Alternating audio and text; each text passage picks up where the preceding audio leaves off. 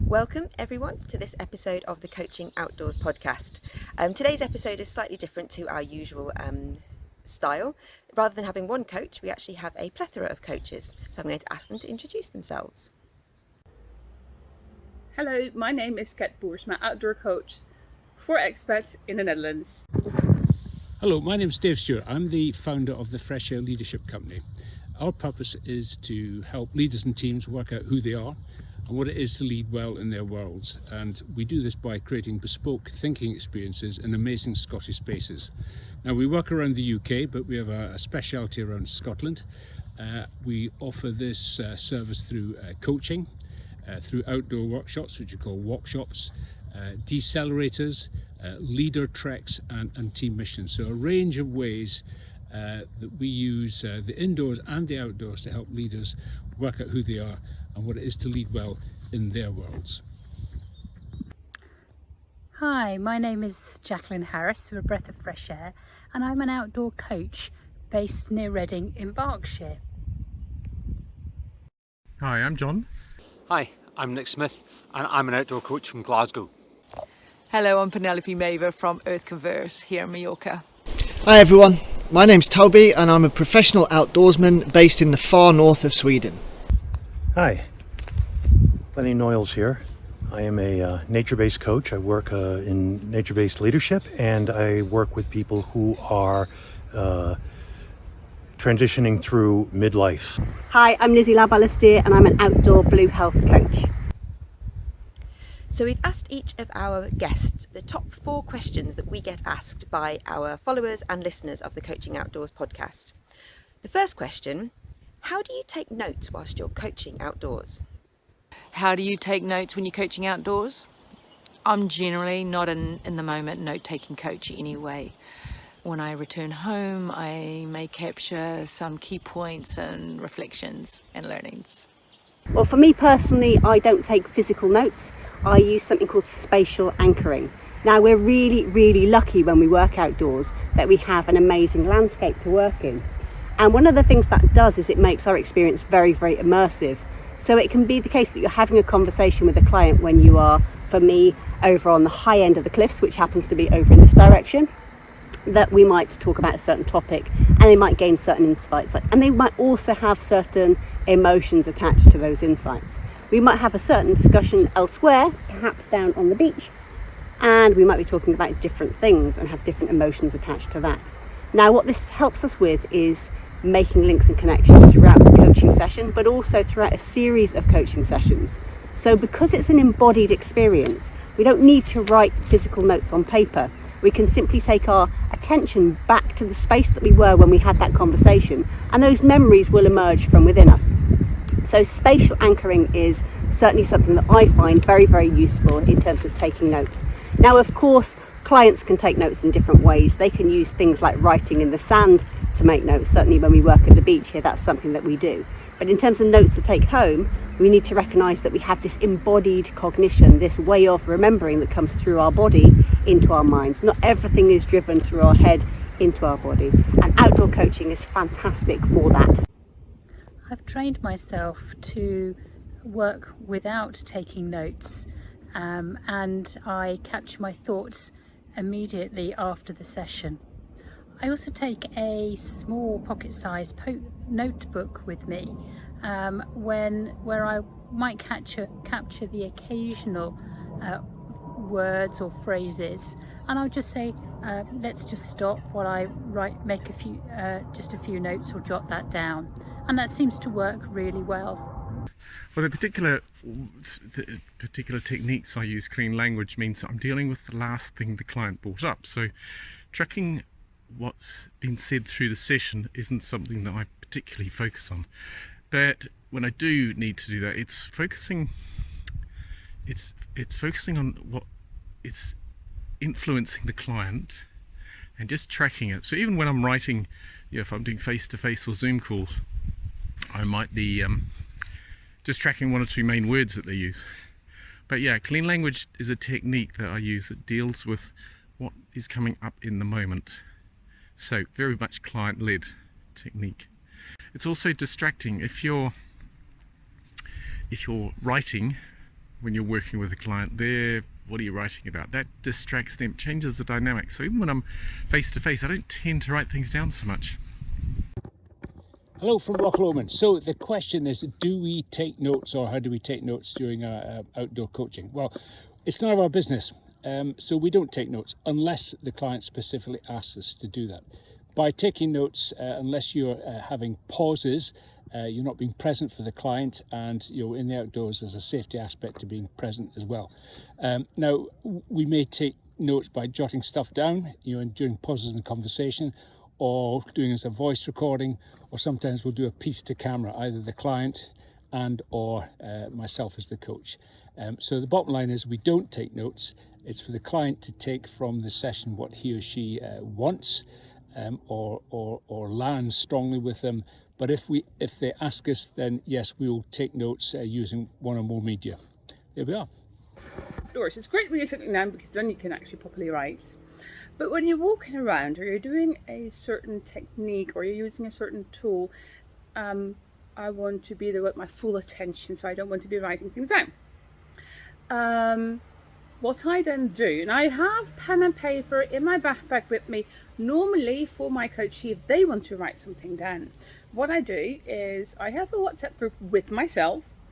I do a voice note, or I write something down. I tell the coachee, hey, I just want to write this down, just for my own purposes, and then later on I'll use that in writing a report for myself. There's a few different strategies I'll use in this regard, very much depending on the sort of nature of the situation. And the two main differences is, are we moving or are we static? Are we sitting still or standing still? And that will largely dictate sort of what I'm going to do here. So I'm typically carrying two different options with me. One is just a small digital dictaphone. So basically, as I'm talking, we just sort of capture it that way, just make notes. And that can be explicitly, so I sort of let the individual know, I just want to make a note of that and say it. Or, and this sounds really nefarious and I don't want it to be, but it comes from sort of the principles of covert send, when you'd be, working in the intelligence community, wearing comms and no one necessarily knew it, is that you sort of record it as you're saying something, but they don't necessarily know that you're recording it.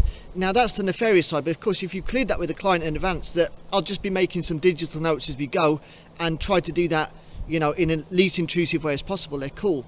Why I've got the separate dictaphone is because I don't want to be using my phone. The last thing I want to be doing in a session is bringing my phone out and switching it on and off and everything. That just breaks this whole initiative. So there's one aspect.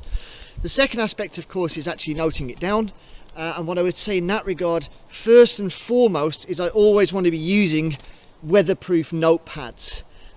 So that's your gift right there, is it doesn't matter what the weather's doing, you're going to get those notes down without them sort of corrupting.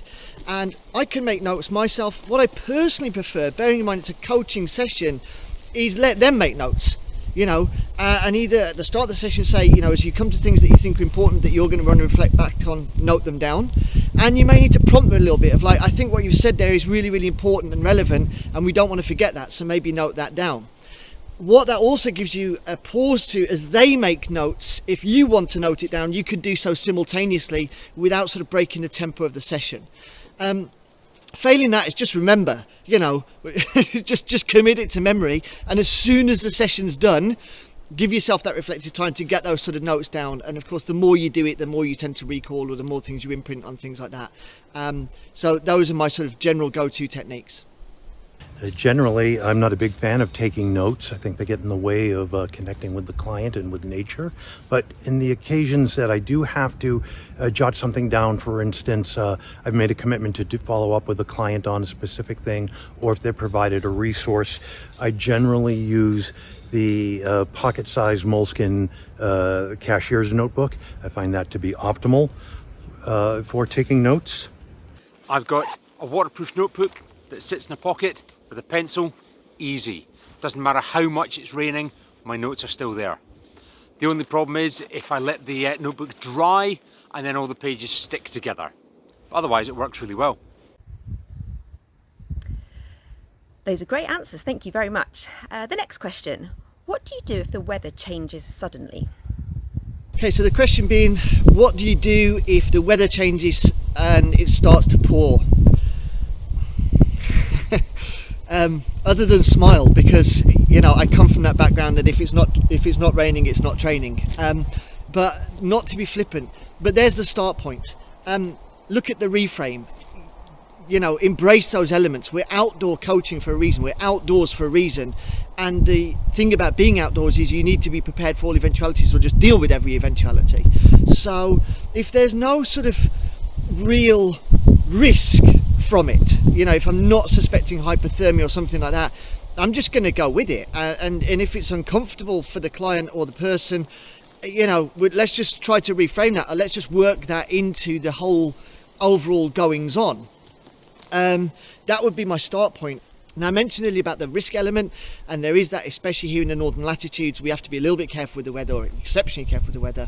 So I've obviously always got a backpack with me with some basic safety items in, and one thing I'm always carrying in the bottom there is just these super lightweight, easy, very cheap ponchos. It's not the one-time use ones, because they really are trash, and by the time you put it on, you pretty much wrecked it. So these are designed for sort of multiple use. You can get them all over the place. I think this one came from IKEA actually.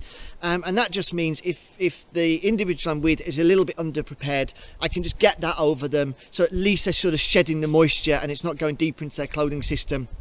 And that should mean the session can kind of just continue as normal, with a lot less discomfort than they would have experienced previously.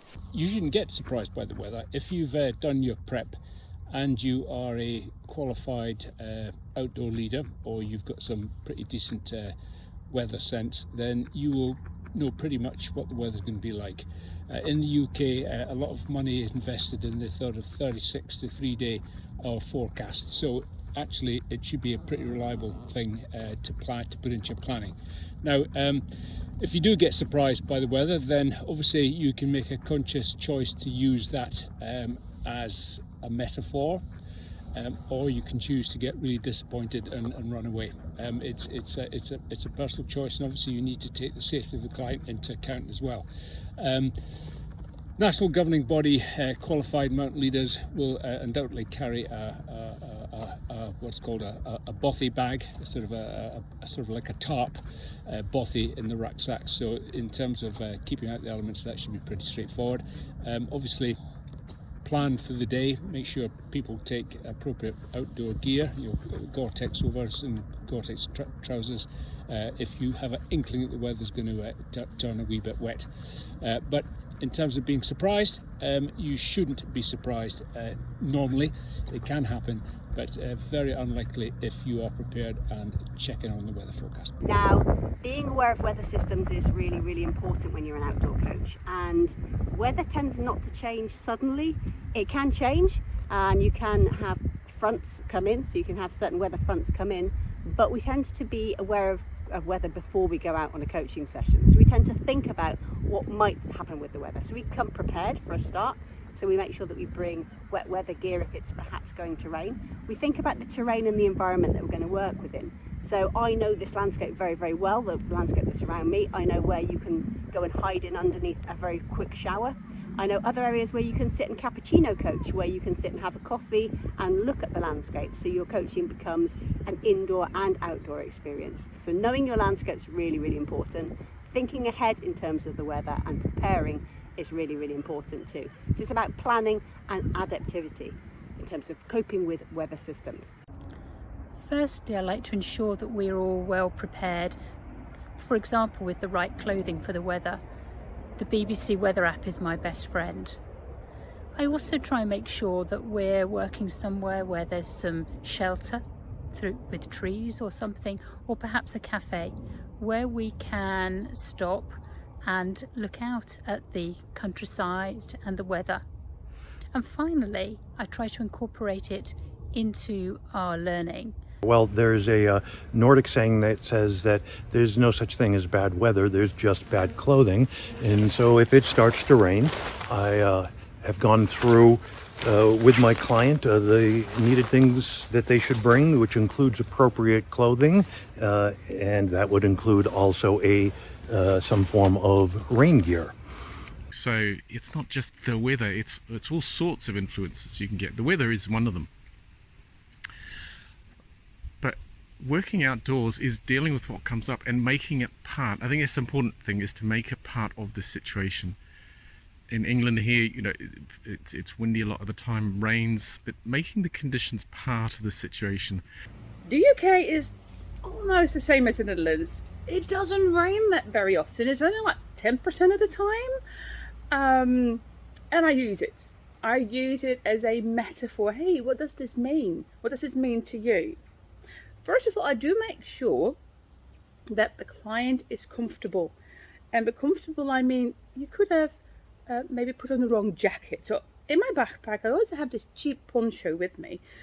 So in case of a heavy downpour, put on the poncho, because I always have the correct jacket with me, and I'll use it in my coaching session at the moment. Well, I'm in Scotland, so it's kind of not given, but I check the forecast well before, and then the day I'm doing it, and I know if it's going to rain.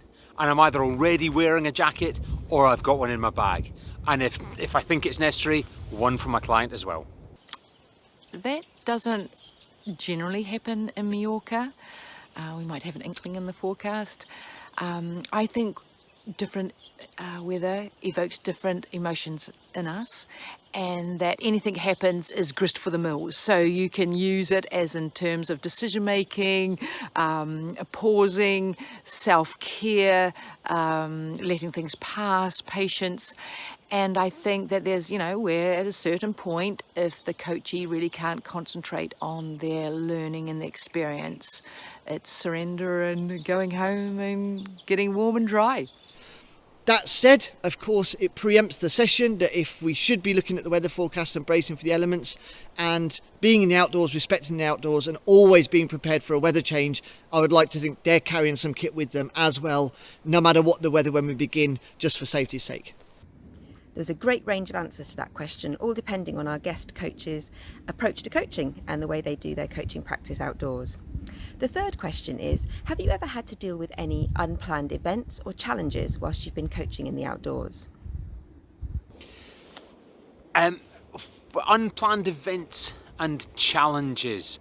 The only two things that I can recall from the last 10 or so years, I was walking with someone who was quite deaf, but not so much that they couldn't make out what I was saying as we walked along. And we turned a corner and suddenly the wind was blasting at us. She had no idea what I was saying. And so we had to go and find shelter in the trees so we could carry on the conversation. Other things have been things like you come around a corner and, oh, this bit of the path is closed. And either then you find a detour or I've just turned around and gone somewhere else because I know the area well enough. I know what my options are. In my personal life, doing different adventures, I've had numerous challenges, including having to give CPR at 13,000 feet, or is that about 4,000 meters, I think. But in my nature-based coaching work, I've not come across anything that I haven't been prepared to handle. The largest challenge I find is always it's a people problem, right? What happens when a client gets triggered and you're multiple miles away from the trail, and that we just work through, right? We have a lot of deep breathing, relaxation, some exploration, and those seems to have worked themselves out to this point. That could, from my experience, has been like sort of minor injuries, so first aid, or people not taking the right equipment and getting cold, and I always take extra stuff, so there's the bit of preparation, anticipation. Are there any really unexpected events? The main thing is our own self-management, and between that stimulus and response there is a pause. And for example, there were very loud people, where I wanted to take my coachee to a really quiet spot. So managing my own anxiety and sort of frustration around that. As my Vision Quest guide always said, don't press the panic button too early. Maybe sit with some uncomfortableness And like I said before, it's all grist for the mill. What can we learn from that? Over the 15 years or so that I have been coaching outdoors, I have experienced many unplanned events, such as dogs interrupting us, paths that are blocked, or extreme weather conditions. This is all part of working outdoors, and for me it's about mindset. It's about recognizing this is all part of it. This is the beauty of working outdoors, and to use it for learning, to be flexible, and to go with the flow. It's all capable of providing us with a really useful metaphor during the coaching. So yeah, so location is quite often a problem if you're going outside to do outdoor coaching and you're in the city. Walking down the street has environmental problems, threats to life, so cars and things like that. So you and the client's focus is obviously going to be elsewhere. Not unplanned events, but in case of something like tripping over a tree branch, whatever, I always have my first aid kit in my backpack. I find it very important. I've got my first aid certificate, so if anything's wrong, I can reach out if needs be. Challenges, yes. If I go out walking, every now and again we come across dogs. Now, as you can see here, I have a very big dog, so I'm used to big dogs. Big dogs, small dogs, they don't intimidate me. But I've had it during coaching sessions that a big dog approached us. And actually not me, but the coachee. So what do? So I calm the client down. I said, just stay, don't move, leave your arms to your side. And if I saw that the coachee became too afraid of the dog, I would step in between them. And I also, hey, what does this mean? This dog is approaching you. Or if the dog was really playful, hey, the dog wants to play. What is that saying? Because then you, I'm trying to find the word. You distract them. You really literally distract them. Hey, what is this? What is this saying? And I find it really, really helpful as well. Another metaphor. This goes back to a little bit that coaching is a very small part of a much bigger role, and so very often, especially in the applied survival training, we're really pushing people, not to break them, but we're definitely looking that they should be well outside their comfort zone thoroughly and right on the edge of their limitations if we're doing it right. And it might be desirable to just push them that bit more, and actually then coaching is the fallback position. So that's the switch from either the instructor-student dynamic or the mentoring dynamic into the coaching dynamic, that we now feel, they're getting that failure, they're defaulting to failure instead of success. They're genuinely struggling beyond what they think is capable. And now we're just going to not throttle it back necessarily. The duress may continue, but we're going to switch out that dynamic, switch out that speech modality and get into that coaching moment. So very often some of the best coaching moments I have are engineered off that challenging event, most definitely. Unplanned events happen no matter how good your risk assessment is, but you should be sufficiently experienced within the remit of what you're doing that no unplanned event should ever really knock your kilter. If it does, however, that is just a simple session stop, clearly articulate what's going on and look at what do we need to do. That might be on the safety's sake, whether it's weather related or wildlife threat or whatever the case may be, where it's just they understand the activity we were doing is now paused until this issue is managed or addressed or kept or dealt with adequately, and then sort of move on from there. And don't ever be afraid to do that. Often when we sort of take in a payment to deliver a service, we feel like, come hell or high water, we've got to do that. But of course, in the outdoors, other things can take a much, much bigger, more urgent precedent. Well, in a sense, that's what we're trying to create, those aha moments where the client is surprised by an insight. And that's kind of what we do. But there was a time when we were coaching a team, and deep fissures within the team came to head, and the team essentially exploded. And the two sides of the team became quite apparent. And that was a superb opportunity to get into the heart of what the issues were. So anything that turns out to be uncomfortable or surprising can actually be a golden opportunity to actually help clients resolve the challenges or the deep challenges that lie below the issues that they present with. The other thing about surprises is that if you've done a pretty decent piece of planning and risk mitigation, those unwanted surprises around safety, for example, should hopefully have been thought about in advance, and that you have some mitigations in place to either stop them happening or to dynamically manage them when they do happen. So surprises are good, some surprises aren't bad, but hopefully your planning and preparation and the way you think as a coach will help use them as opportunities or resolve those ones that are going to be a safety issue. Unplanned challenges during your coaching outdoors, lots and lots. They're not really challenges, they're opportunities to integrate, I call them. So I've had situations, for example, where we've had to actually rescue a seal pup in the middle of a coaching conversation, and guillemots, so certain wildlife. But my clients know that wildlife is something that's really, really important when it comes to being eco-centric, taking decisions that are wise for both the environment and themselves. So they're already prepped in relation to there being potential interruptions. Other sorts of interruptions that we have are things like people injuring themselves on the coast path. We've had that, and we've dealt with that appropriately from a place of compassion. It would be a little bit ironic if we were coaching and chatting about being compassionate about our wider ecosystem if we ignored somebody or something in distress. So they're the sorts of interruptions that might occur.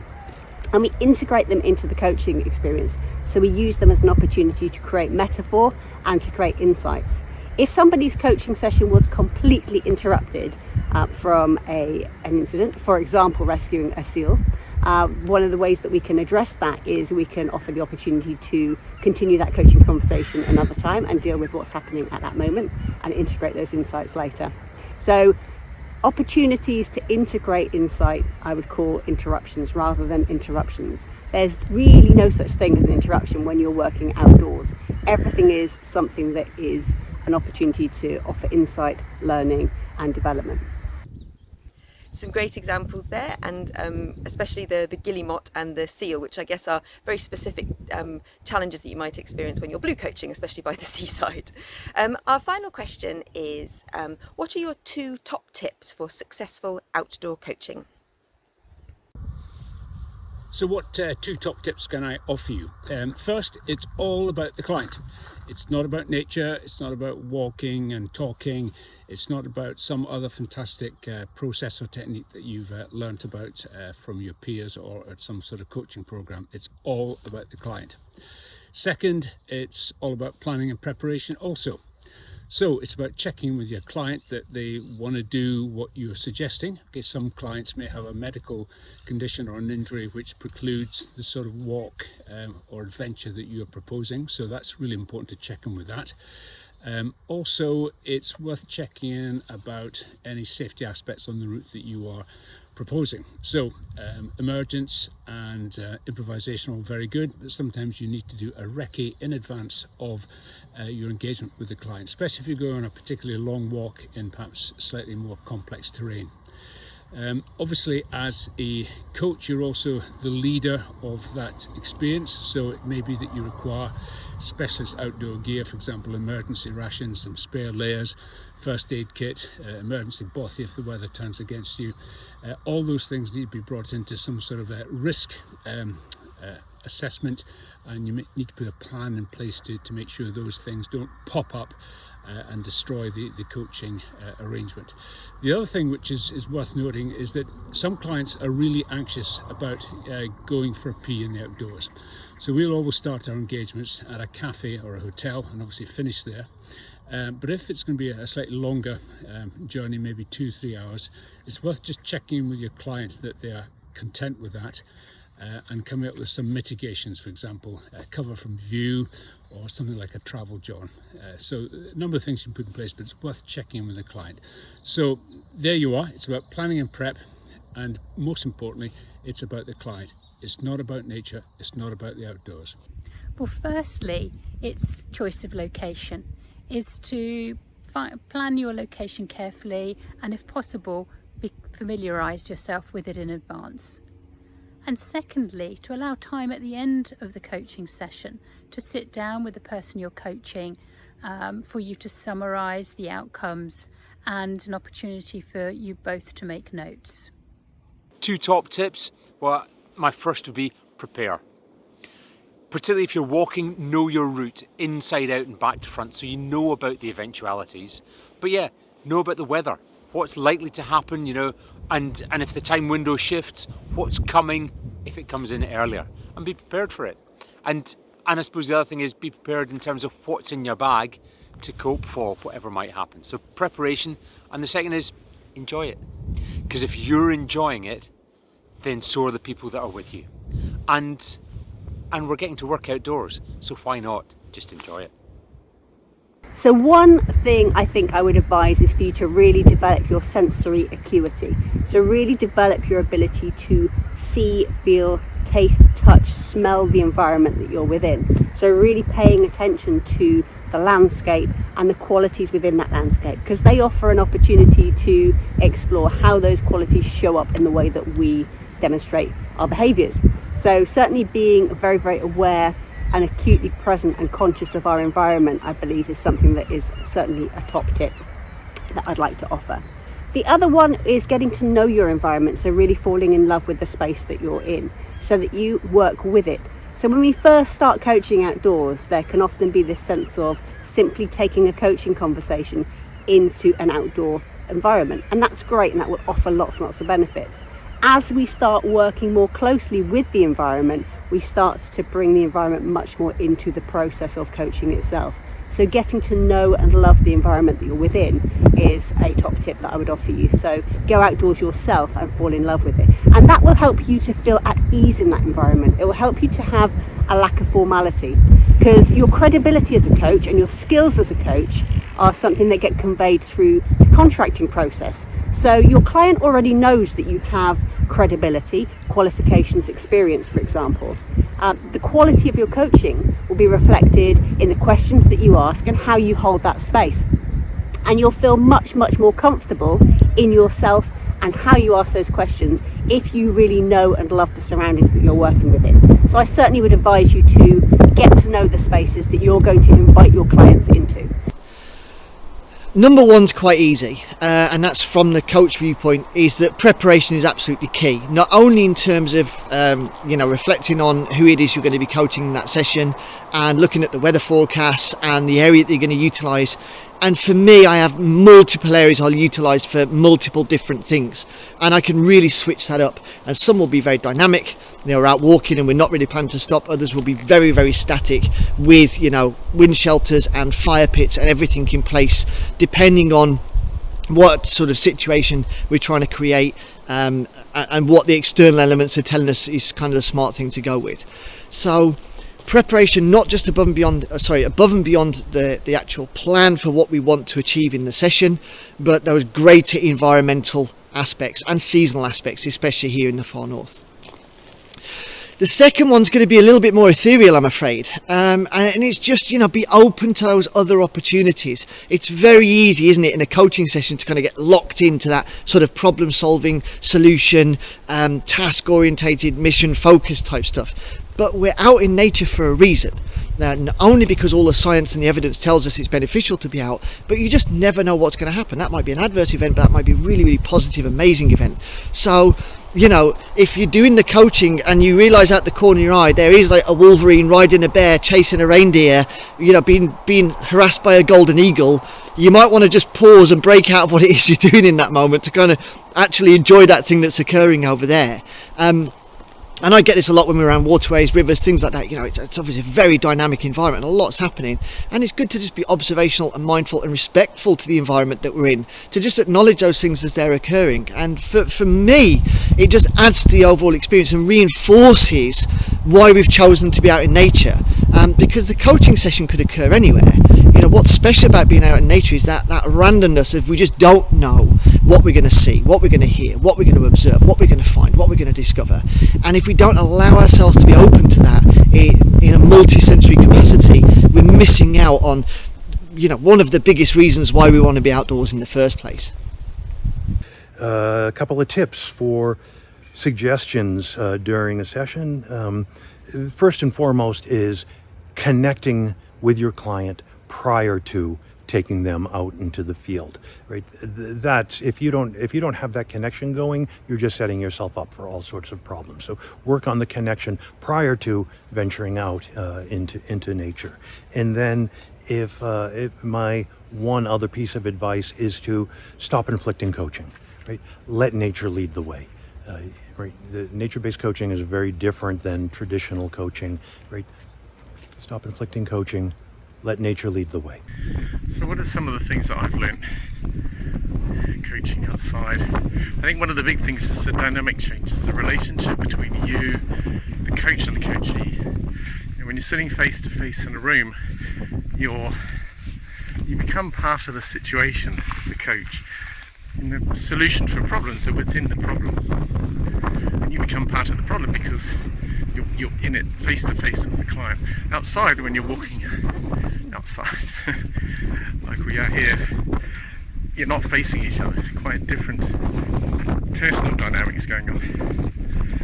And my 2 top tips for a successful coaching session, I think that's about roots and wings. And the roots in terms of that safety, that preparation, our own rootedness to our own connection and comfort in the outdoors, and rooted to our purpose.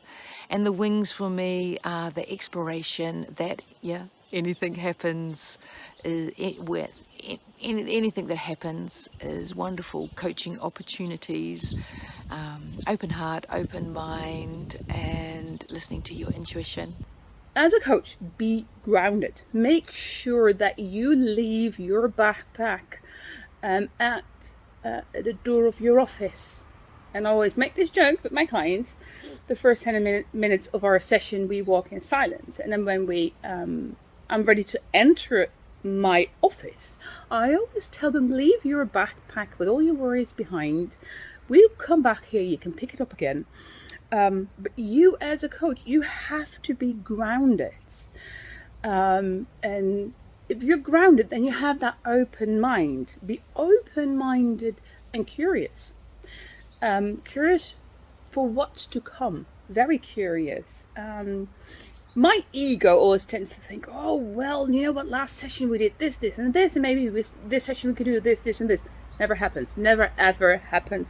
It always goes very organically because I'm open, I'm curious, and it's always a surprise. So every session for me is very, very much a surprise. So the 2 top tips would be grounded yourself, make sure that you're ready for your session, and be curious, be open-minded and curious.